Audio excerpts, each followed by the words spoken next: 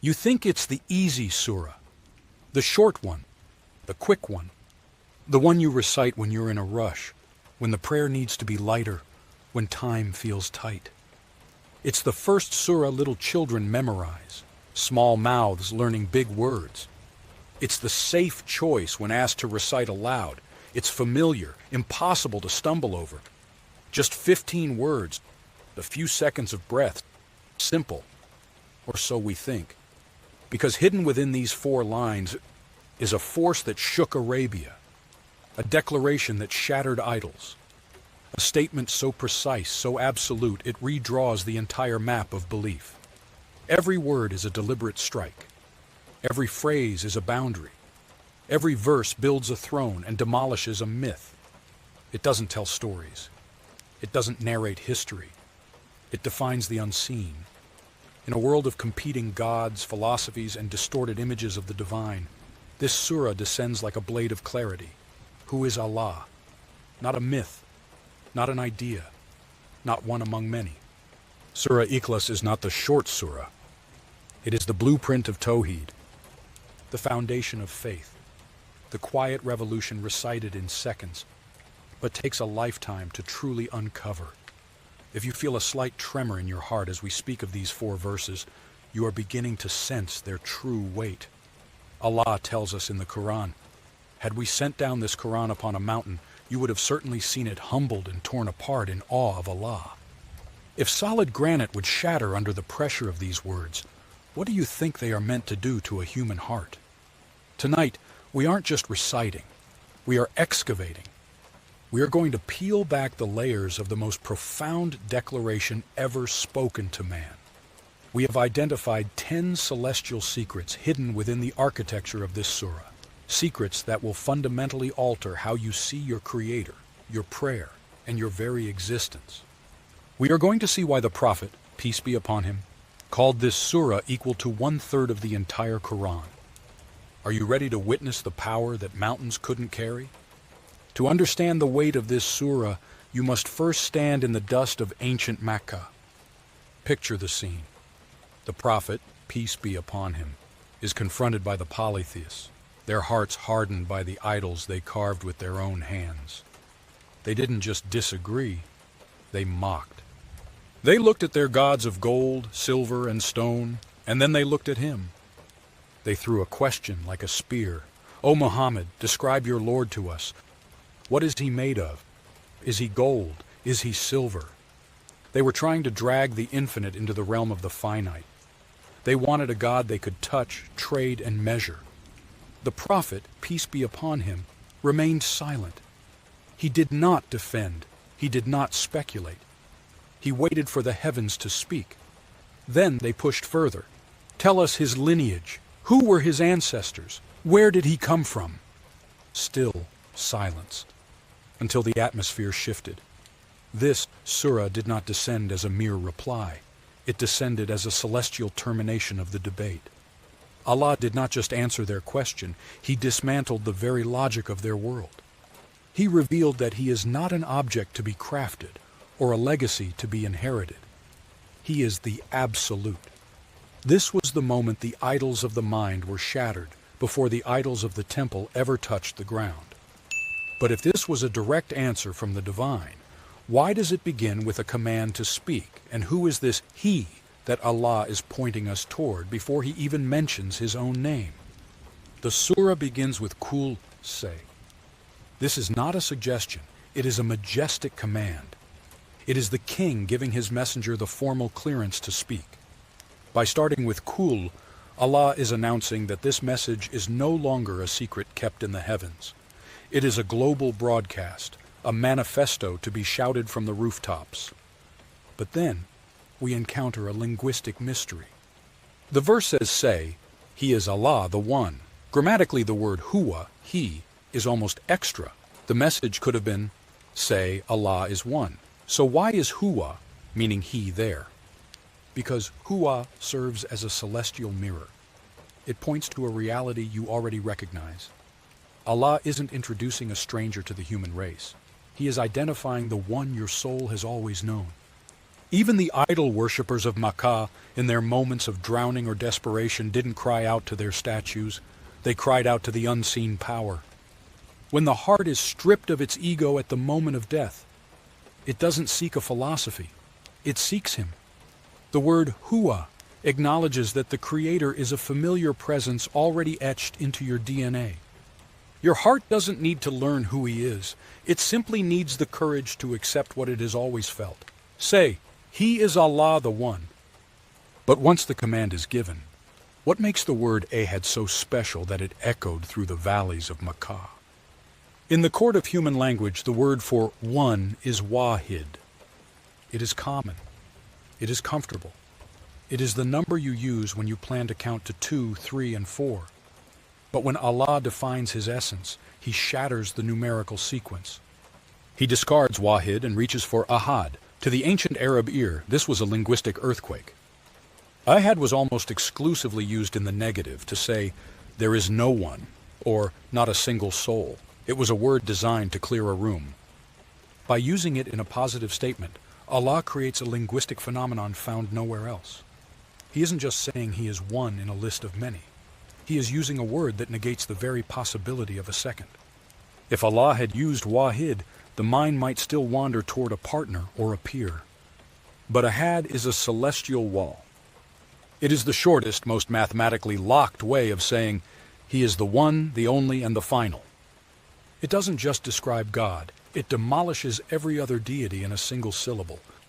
It is a boundary of the mind that forbids you from ever counting past Him.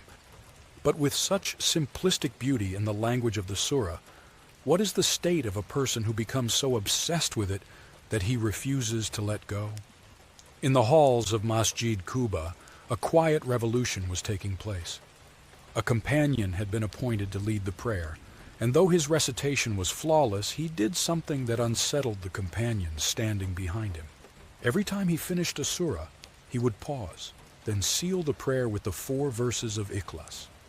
It wasn't born of laziness, it was his style, the way he loved to pray. The companions eventually confronted him, demanding he choose one or the other, but his response was unshakable. If you wish for me to lead you, I will lead you like this. To him, a prayer without these words felt incomplete, like a body without a soul. The matter was brought to the Prophet, peace be upon him, a formal concern raised by those who feared an innovation in the sacred rite. When questioned about his peculiar habit, the man didn't offer a complex theological debate.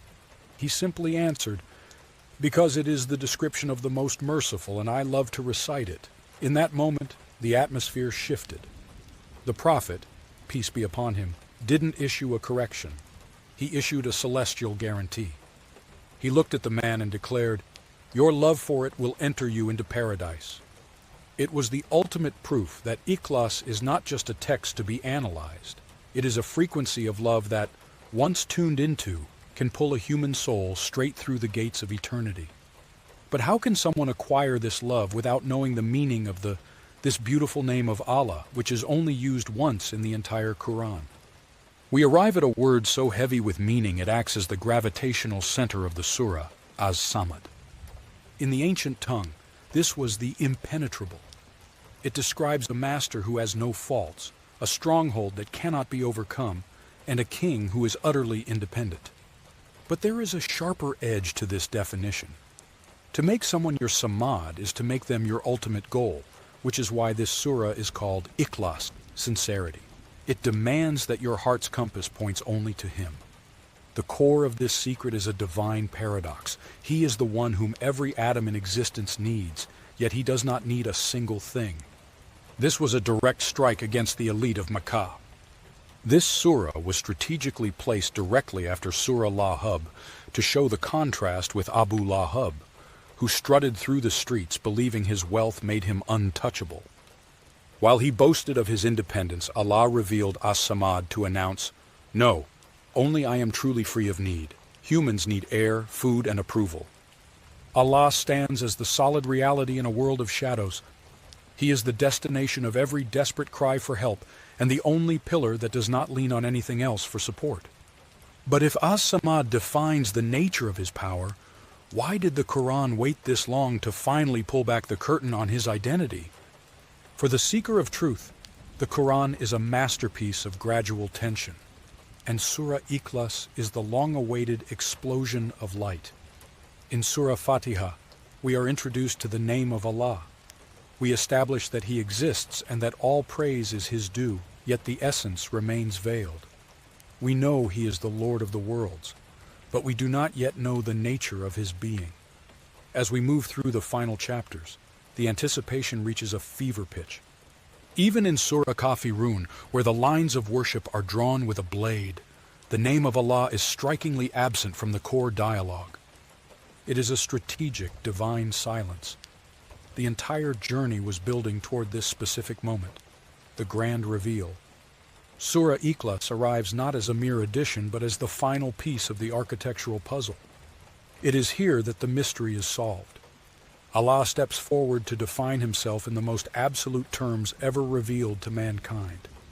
This is the structural climax of the Quran's final section. Everything before it was the journey, and this surah is the summit. It provides the definitive answer to the ultimate question: who is the one we have been praising?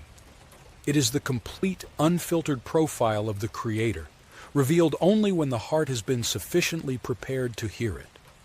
But once we reach the summit, what does the Almighty have to say about those who claim He has a son? We now encounter a strike against the most persistent delusions in human history. Lam Yalid, He did not beget. To understand this, we must look at why humans crave children.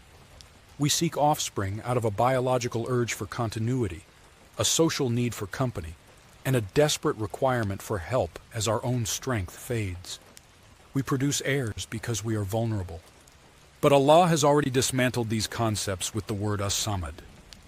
Because He is the impenetrable and the independent, the very idea of a son or a daughter is not only blasphemous, it is a logical impossibility. Remarkably, Allah delivers this blow in the past tense. While the future of His independence is already secured by His eternal nature, the past tense serves as a specific strike against the religions of the world. It is a direct, historical refutation of those who claimed Jesus was a son, or that the angels were daughters of the divine. By locking this statement in the past, Allah is declaring that there was never a moment in the corridor of time where He was anything other than one. He does not produce a version of Himself because He is perfection, and perfection cannot be improved upon, divided, or inherited. He is the beginning that had no beginning, standing alone before time was even born. But as the surah reaches the end, why does the Arabic grammar suddenly twist into a shape we've never seen? In the final verse, we encounter a structural miracle. To define His uniqueness, Allah uses the word kufuwan. In our modern tongue, this means to stand toe-to-toe, to be on the same level, a peer, a match, an equal. But it is not just the word that is powerful, it is the deliberate distortion of the sentence. In standard Arabic, the verse should have followed a predictable path, and no one is equal to Him, but the divine author rejects the predictable. Instead, the word order is violently reversed, and there isn't, for Him, equal anyone. This is not a mere poetic flourish, it is linguistic combat. By placing for Him, lahu, and equal, kufuwan, at the very front of the line, right next to the negation, the verse creates a physical barrier. It is as if the sentence itself is acting as a shield, physically pushing away the very concept of a partner before the subject, anyone, can even be mentioned. Allah doesn't just tell you there is no equal. He structures the language so that the idea of an equal is intercepted and annihilated the moment it enters the mind. It is the ultimate boundary, a grammatical fortress that ensures nothing can ever stand toe-to-toe with the Creator. But even if these 4 verses have this grand weight, how much reward can there be for a few seconds of recitation? The Prophet, peace be upon him, once posed a challenge that left his companions in a state of stunned silence. Is any one of you incapable of reciting 1/3 of the Quran in a single night? To the men standing there, the task seemed impossible. They asked in bewilderment, "Who among us could do such a thing?" The Prophet, peace be upon him, then revealed a secret that redefined their understanding of spiritual value. Surah Al-Ikhlas is equal to 1/3 of the Quran. This isn't a random spiritual bonus. It is a matter of theological architecture. The Quran is built upon 3 foundational pillars: the stories of the messengers, the reality of the hereafter, and the essence of Tawhid, the oneness of God. This surah completely and perfectly encompasses the entirety of that 3rd pillar.